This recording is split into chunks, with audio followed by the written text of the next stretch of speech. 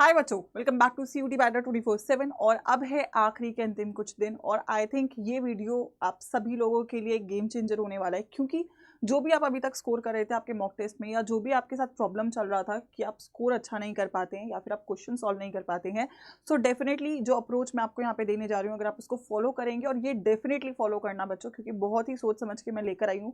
क्योंकि एग्जाम में वो बच्चा अच्छा करता है जो स्ट्रैटेजी के साथ पेपर को अटेंड करता है, एंड जो स्ट्रैटेजी मैं आपको यहाँ पे देने जा रही हूँ वो आपके लिए डेफिनेटली बहुत ज़्यादा गेम चेंजर, आपके स्कोर में इन्हांसमेंट लेकर आ रहा होगा, right. So let's get started with the video. I think it is going to help you a lot, so please make sure कि आप वीडियो को लाइक और शेयर जरूर कर देंगे, राइट। तो शुरू करते हैं बच्चों। अगर मैं यहाँ पे बात करूँ तो एग्जाम की हम बात करें, CUT का पेपर ऑनलाइन ऑफलाइन दोनों मोड में होगा, हाइब्रिड होगा, ठीक है। ऑफलाइन जनरली आपके जो मेन सब्जेक्ट्स है वो रहने वाले हैं और ऑनलाइन आपके एडिशनल सब्जेक्ट्स रहने वाले हैं, right. Also it's very important, offline का अप्रोच अलग होगा क्योंकि नया है और ऑनलाइन का अलग होगा, तो मैं दोनों अप्रोचेस यहाँ पे आपको दे रही होंगी। मेन सब्जेक्ट्स के मेरा मतलब है जो मेन आपकी लैंग्वेज है, जनरल टेस्ट है, फिजिक्स केमिस्ट्री मैथ्स का पेपर है, इको है, पॉलिटिकल साइंस है, BST बायोलॉजी है। जनरली इन सब के जो रजिस्ट्रेशन है वो नंबर 1.5 के ऊपर है, लैक्स के ऊपर है, तो डेफिनेटली इनका पेपर तो ऑफलाइन होगा ही।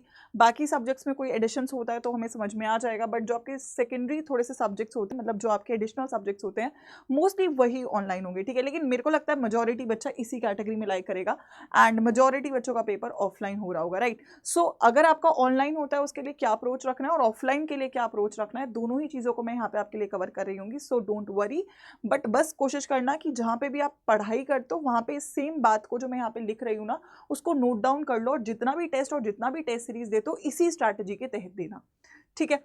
चलिए, तो अगर मैं यहाँ पे बात करूँ अप्रोच, देखिए क्या है। जब भी आप एग्जाम को दे रहे हैं, अगर आप ब्लैंक जाके एग्जाम दे देंगे, फॉर एग्जांपल आपने कोई टेस्ट नहीं दिया और सीधा पेपर जाके दोगे, तो वो भगवान भरोसे छोड़ने वाली बात है। और आई थिंक भगवान भरोसे तभी छोड़ा जाता है, वो कहते हैं ना, भगवान भी उनकी मदद करता है जो खुद की मदद करता है। तो आपको पहले खुद की मदद करनी पड़ेगी। You have to have a plan. Plan ये है कि जो आपका एग्जाम टाइम है आप उसको डिवाइड करेंगे। डिवाइड करना बहुत इंपॉर्टेंट है। डिवाइड करने से क्या होगा, आप लोगों को सबसे पहले 3 हिस्सों में डिवाइड करना है पेपर को। पहला होगा जिसमें आप फर्स्ट फेज का अटेम्प्ट कर रहे हैं, कि एक बार आप, मैं बताऊंगी कितना टाइम उसको देना है, कि आप एक बार पेपर पूरा देख लेंगे कि यार ये क्वेश्चन मेरे को श्योर शॉर्ट आता है, ये नहीं आता उसको बाद में देखूंगा, जो आ रहा है करते जाओ करते जाओ करते जाओ। देन सेकेंड टाइम डेफिनेटली जिन क्वेश्चन पे मैं 50% श्योर था, मैंने मार्क कर दिया था यार इसमें मैं एक बार थोड़ा टाइम दूंगा तो शायद मैं कर लूंगा, तो फिर आप सेकेंड अटेम्प्ट 50% वाले को देंगे। और लास्ट में आप फाइनल चेक करेंगे जो कर चुके हैं, और एक लास्ट अटेम्प्ट जो क्वेश्चन आपने बचे हुए छोड़ दिए हैं, चॉइस में कोई है ऑप्शन कि यार ये वाला क्वेश्चन कर सकता था, इसको छोड़ देता हूं, तो वो लास्ट वाला काम करेंगे। तो आपको डिवाइड करना है टाइम को। अब कैसे ये डिवाइड करना है ये बहुत इंपॉर्टेंट है, और इसको और भी ज्यादा बच्चों गौर से आप लोग सुनेंगे, ठीक है। क्या देखो, पेपर का ड्यूरेशन 2 है, कुछ पेपर 60 मिनट के, कुछ पेपर 45 मिनट्स के। जनरली कैलकुलेशन बेस्ड आपके जो पेपर है वो 60 मिनट के, जैसे कि साइंस के पेपर साइंस आपके 60 मिनट्स के हैं, और ह्यूमैनिटीज कॉमर्स या लैंग्वेज का जो पेपर है वो आपके 45 मिनट्स के हैं, ठीक है। GT भी आपका 60 मिनट्स का है। तो आप देखो 3 हिस्सों में डिवाइड करेंगे। फर्स्ट फेज अगर मैं बोलूँ तो 20 मिनट होगा, जिन जो सब्जेक्ट जैसे साइंस का पेपर है, तो 20 मिनट में आप रफली ना 50 क्वेश्चन को गो थ्रू करेंगे। 50 में से मुझे लगता है हर बच्चा 10 से 20 के बीच में अटेम्प्ट तो कर लेगा कि यार कम से कम ये 10 क्वेश्चन या ये 15 क्वेश्चन तो मुझे श्योर शॉर्ट आते हैं, उनको आप वहां पे मार्क कर लेना, भाई ये मेरा सही है, ठीक है। ऑनलाइन है तो बहुत सिंपल है, मार्क कर दोगे, ठीक है। ऑफलाइन है तो रुकना भी, ऑफलाइन है तो अपनी जो पेपर है उसमें मार्क करके रख लेना, उस पर लिख देना, मतलब डॉट बना के कि यार ये मेरा श्योर शॉर्ट क्वेश्चन है। फिर अगले 25 मिनट में अब आपको फिर से अटेम्प्ट मारना है। किस चीज में? अगला 25 अटेम्प्ट का अटेम्प्ट होगा कि यार ये जो क्वेश्चन मैंने फॉर एग्जाम्पल 50% श्योर था कि मैंने 20 क्वेश्चन कर दिए हैं, अभी 30 में से मुझे 20 और करना है, तो 30 में से मैंने 10 क्वेश्चन ऐसे रख दिए कि यार ये 50% श्योर है, उनको देख लेता हूँ, तो फिर आप उन 10 क्वेश्चन को देखेंगे, ठीक है। और लास्ट के 15 मिनट में पहले तो आपने जो कर दिया है उनको चेक करोगे, क्योंकि वहां से भी मिस्टेक होता है, और फिर एक लास्ट अटेम्प्ट करोगे। फॉर एग्जाम्पल अभी आपके पास 15 बच रहे हैं, 15 में से आपको 5 और सिलेक्ट करने हैं, तो 15 में से मैं कौन से 5 पे और थोड़ा रिस्क ले सकता हूँ या कर सकता हूँ, वो 5 आप डिसाइड करेंगे। तो आपके दिमाग में ना घड़ी तो सब लेकर जाएंगे, तो घड़ी आपके हाथ में होगी। 20 मिनट हुआ, फेज 1 खत्म, 25 मिनट हुआ, फेज 2 खत्म, 15 मिनट बच रहा है, अभी 15 मिनट में मुझे चेक करना है और OMR को फिल करना है, या ऑनलाइन है तो आपको सबमिट करना है, ठीक है। 45 मिनट्स में टाइम ड्यूरेशन थोड़ा सा कम होगा, ठीक है। 15 मिनट्स में आप फर्स्ट रीडिंग करेंगे, 20 मिनट्स में आप सेकंड अटेम्प्ट मारेंगे, और लास्ट के 10 मिनट में एक फाइनल चेक करके लास्ट आप अपना जो फ्रीज है आंसर्स को वो कर रहे होंगे, राइट। सो डिवाइड करिए अब आपका जो भी है, ठीक है। साइंस वाले बच्चों के लिए तो काफी क्लियर है, 20 25 15, और अगर आप ह्यूमैनिटीज या कॉमर्स के हैं तो 15 20 और 10, ठीक है। दिस इज द टाइम आपको अपनी अब ये कैसे बनेगी आदत, जब आप ऐसे बहुत सारे टेस्ट कर लोगे तो आपके दिमाग को ऑटोमेटिकली आदत हो जाएगा 20 मिनट में प्रोसेस करना है, 25 मिनट में प्रोसेस करना है, 15 मिनट में प्रोसेस करना है। आपको दिमाग को आदत डालना है और वो डे 1 से बनेगा। बेटा बहुत कम दिन बच रहे हैं, रोज प्रैक्टिस करना है अपने को, रोज टेस्ट करना है, ठीक है। अब दिक्कत ये है कि अगर आपका पेपर ऑफलाइन होता है तो ऑफलाइन में ना टाइम देना पड़ता है ओएमआर को, ठीक है। जनरली साइंस का पेपर ऑफलाइन होगा, लैंग्वेज का भी होगा, जीटी का भी होगा।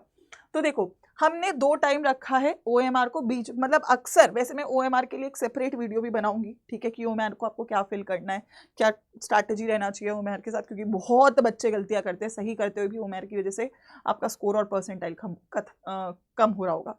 लेकिन फिलहाल के लिए आई वुड से कि यार सारा लास्ट में भरने से बेटर है, क्योंकि लास्ट में खिचड़ी बनती है, ठीक है, स्ट्रेस होता है, एक गोला इधर का इधर हुआ पूरा नंबर आपका जाने वाला है। So what is very important कि आप जो क्वेश्चन आपको शॉर्ट है ना कि यार 10 से 20 जो आपके फर्स्ट अटेम्प्ट में थे उनको वहीं पे फिल कर दो, उनमें तो कम से कम गलती नहीं करनी है, क्योंकि ये तो एकदम सही क्वेश्चन है। तो आपको 2 मिनट लगेगा 10 से 20 क्वेश्चन में फिल करने के लिए। 10 क्वेश्चन में आप गलती भी नहीं करोगे, स्टार्टिंग में दिमाग भी फ्रेश होगा। तो पहले आप यहाँ पे स्टार्टिंग में 20 मिनट से 2 या 3 मिनट आप निकाल के अपने 10 क्वेश्चन को फ्रीज कर दो। फिर अगले 20 मिनट में जो 50% श्योर क्वेश्चन थे उनको फ्रीज कर दो। लास्ट के जो 10 जो मैंने अब टाइम को आपका थोड़ा सा और डिवाइड कर दिया है, ठीक है, जो आपका ये 25 मिनट था और 10, अगर ये पेपर ऑफलाइन होता है ये उसके लिए, अगर पेपर ऑफलाइन होता है तो हम थोड़ा सा उसको और स्क्रूटनाइज करेंगे। 20 मिनट में अटेम्प्ट करेंगे, ओएमआर को भरेंगे, 20 मिनट में बचे हुए 50% को अटेम्प्ट करेंगे, ओएमआर को भरेंगे। अगले 10 मिनट में फाइनल चेक करेंगे जो भर चुके हो, ठीक है, जो भर चुके हो पहले उनको चेक कर लेना, क्योंकि इसमें गलती होगी तो आगे के तो सारे गलत होने ही है। पहले इसको चेक करेंगे और एक लास्ट अटेम्प्ट मारेंगे कि कुछ और क्वेश्चन क्या मैं कर सकता हूँ, और फिर फाइनली आखिरी के 10 मिनट और रखने हैं अपने को, जिसमें हम बचे हुए ओएमआर भर दें और बचे हुए क्वेश्चंस को एक बार और देख लें, चेक कर लें कुछ फिर भी गलत कर दिया क्या।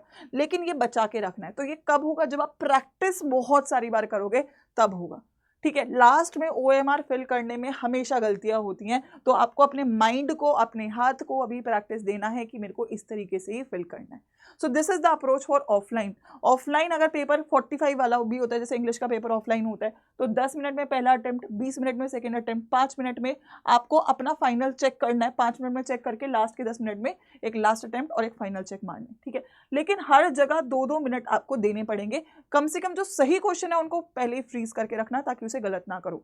I will be making a separate video for OMR, don't worry, but this is the pre requirement, क्योंकि अभी आप अभी से प्रैक्टिस करना शुरू करोगे तो अभी से आप इसको इंप्लीमेंट करना स्टार्ट कर दो।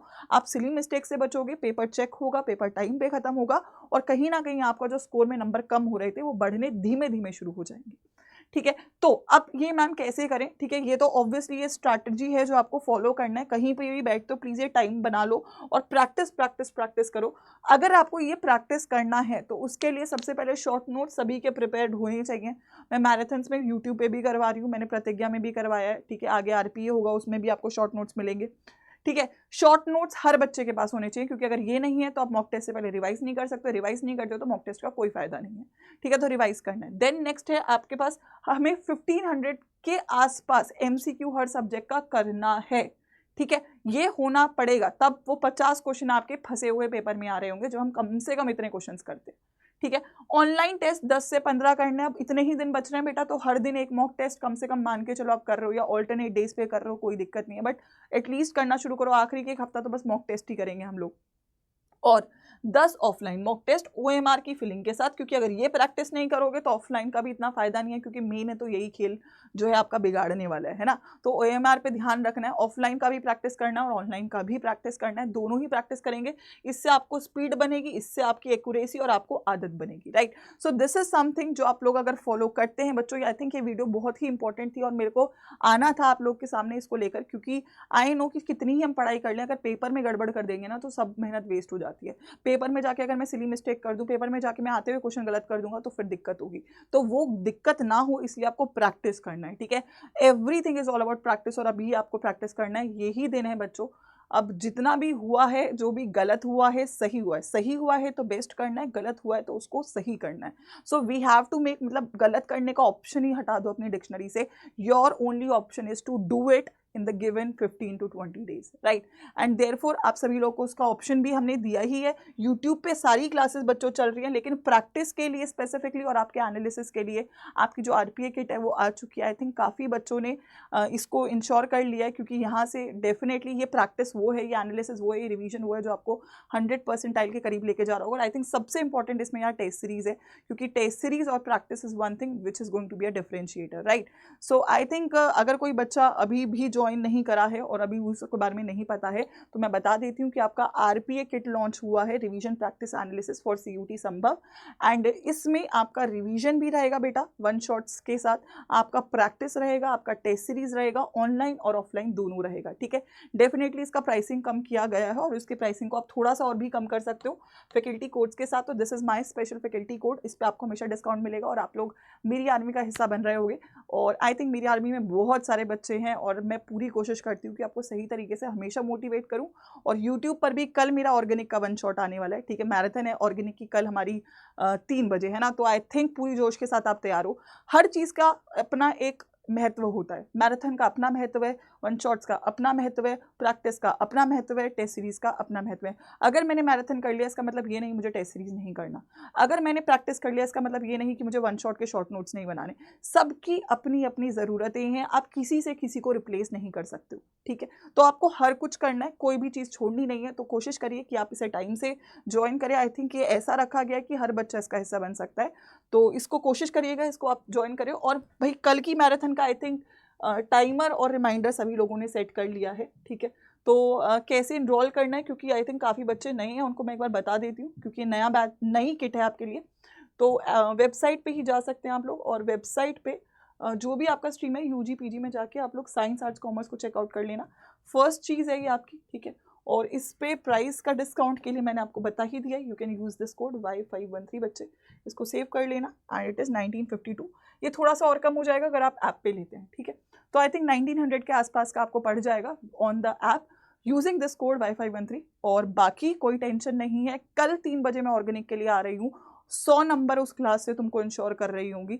तो मैं जी जान लगा रही हूँ, बारी तुम्हारी है कि तुम कितना तैयार हो और कितना जिद है तुम्हारे अंदर। जिद है तो होगा, तो जिद ठान लो। अगले 15 दिन बेस्ट पढ़ाई करनी है, प्रैक्टिस भी करना है, मैराथन भी करना है, रिवीजन भी करना है, टेस्ट भी करना है, टेस्ट सीरीज भी करना है, OMR भी लगाना है, सब करना है मैम। और अगर तुमने ठान लिया तो तुम कर लोगे, ठीक है। तो कल मिलते हैं यूट्यूब पे मैराथन के साथ, और बाकी यहाँ पे हम शुरू करेंगे RPA को, ठीक है। 25 से शुरू हो रहा है बच्चों, और मैं चाहूँगी कि डेफिनेटली आप इसका हिस्सा बने, क्योंकि इससे आपको सिलेक्शन मिलेगा। All the best.